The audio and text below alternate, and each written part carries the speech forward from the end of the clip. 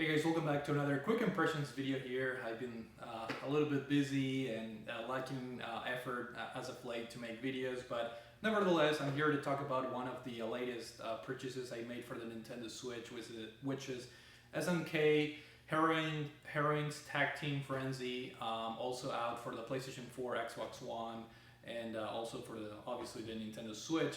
And this is a game that I was actually looking forward a lot because, as some of you guys may know, I'm a pretty big fan of SNK as far as the fighting games.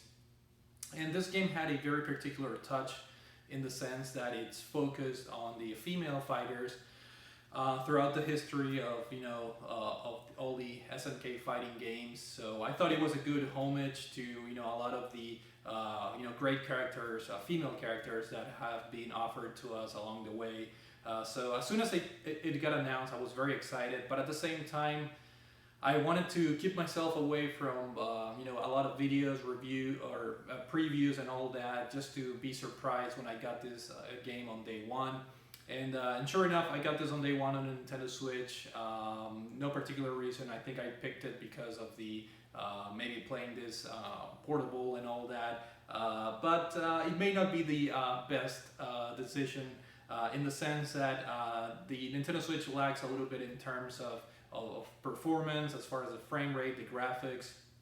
Unfortunately, the Nintendo Switch version got subbed to a different studio to create the Switch version.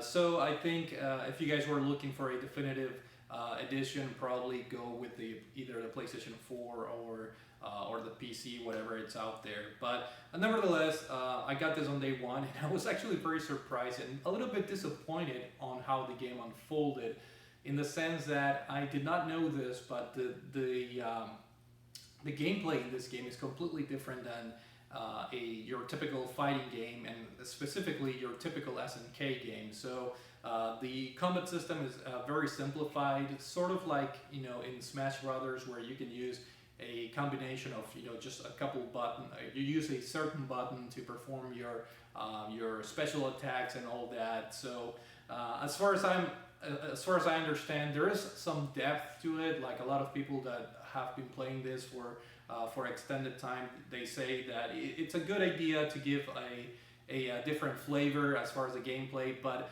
myself, I was expecting the traditional SNK type of fighting game. So in that regard, I was a little bit disappointed. But nevertheless, I was looking forward to play this game because as far as SNK fighters, whether it's Fatal Fury, King of Fighters, Art of Fighting, I have my set of favorite characters that I always go back to. Terry Bogard, Rock Howard, Yo Higashi, Iori, Kyo. So you name it. Most of my favorite characters are male characters. So I was like, this will be a very good chance to go back and focus on some of the female characters that I have been I guess ignoring for some reason. But unfortunately, the gameplay just doesn't really work out for me. I do applaud, the intention of making the game feel different, especially with some things like the finishing move. If you deplete the health bar of your opponent doesn't die, basically. So you have to perform this dream finish move, which requires you to have enough power in your special meter bar, which it can be a challenge sometimes because the more special moves or special attacks you perform, your bar gets depleted. So you have to time it pretty well, or do the tag team, gameplay of the game, where you have a support character that you can switch back and forth. And if your support character has more special power, then you can perform the dream finish move. So there are layers of depth that are, worth of mentioning. So the game does bring a fresh, type of fighting mechanics. But in my case, I was hoping for a more traditional SNK fighting game. So a little bit unfortunate in that regard. Not only that, but also the performance that I already talked about for the Nintendo Switch version. And then you have the cringeworthy factor in this game that I understand this is a fan service in both ways. Serving fans of SNK fighting games, but also fans that want to see a lot of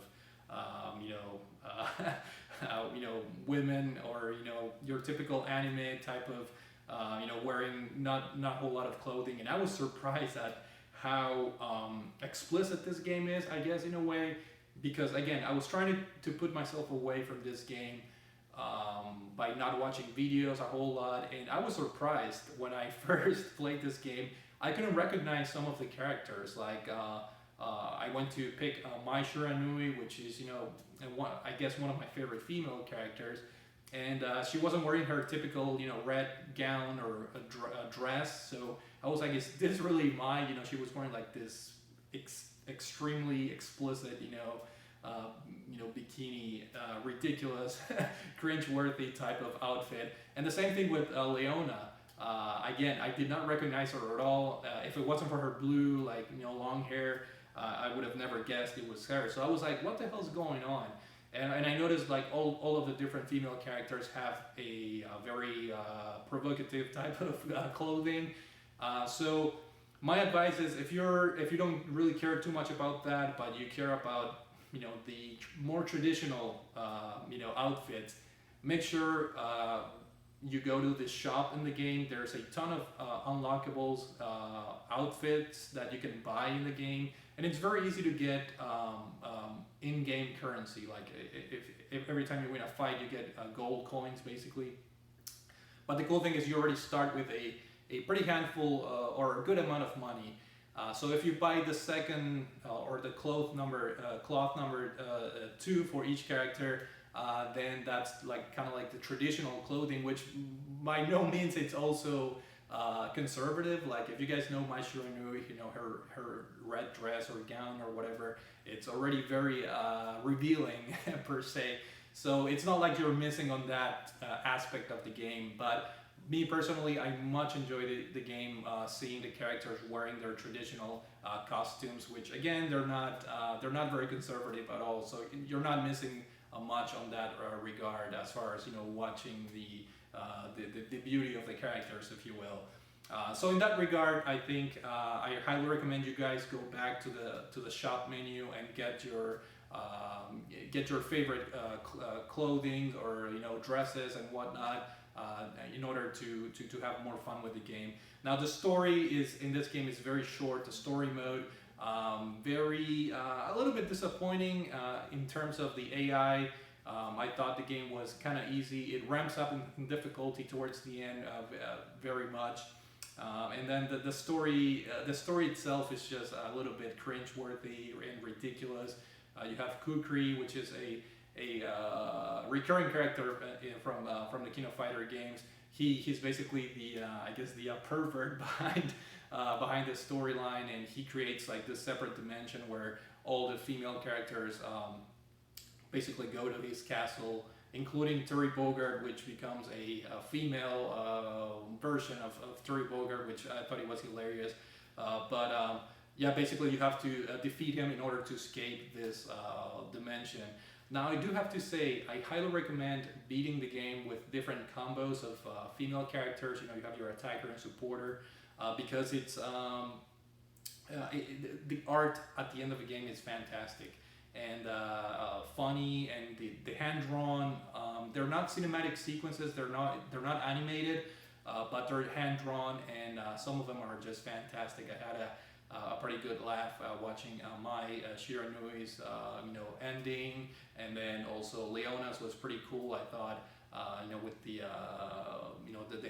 hand drawn art is just fantastic. So it's in my opinion, it's worth playing through the story mode just to see the beautiful SNK type of art at the end of the game for each of the characters. And of course, by beating the game, you get a lot of money, and with that money, you can buy different costumes and clothing for your female characters. So in that regard, the game has a pretty decent replay value, in my opinion. And there's a ton of unlockables in this game. Like if you were to try to unlock every costume and every piece of art in this game, you'll be playing it for a while in order to get enough money to see all the all that the game has to offer. I haven't really delved into the online. I was not interested in doing that anyway. I did hear that the netcode is not the best in this game, so that's that. But the game does have an online mode, and I think it has like a viewing mode where you can watch other people fight online. I'm not sure how popular this game is online, especially on the Nintendo Switch version, but I wasn't interested in that to begin with. Overall, I think SNK Heroines, it's an interesting game. It's a nice celebration and homage to all the female SNK characters. I do wish it was more of a traditional fighting game, although I do commend SNK for trying something new. This actually feels more like a party type of game rather than a traditional fighting game. But nevertheless, if it was up to me, I would have waited to get the game at a discounted rate. But the problem is, I really wanted to get the physical copy, and the easiest way to get that was to get the Nintendo Switch version, which again is not the best one. I believe in order to get the physical PlayStation 4 version, you have to order the limited edition or some crap like that, which is a little bit unfortunate, but maybe in the future they're going to have a standalone physical copy for the PlayStation 4. And I may double dip. If there's a good digital sale on the PlayStation 4, I might get this on the PlayStation 4 just to have that better performance and better looking game. But overall, this game is nothing to die for. I think there are better fighting games out there. But again, I do applaud the initiative from SNK to have this very unique, female character specific type of game. If you're an SNK fanatic, I think the game is worth it just alone because of all the unlockables and the endings that are beautifully hand-drawn. So that's it for now. Hopefully you guys enjoyed this impressions video. Thank you for watching, and I will see you all later.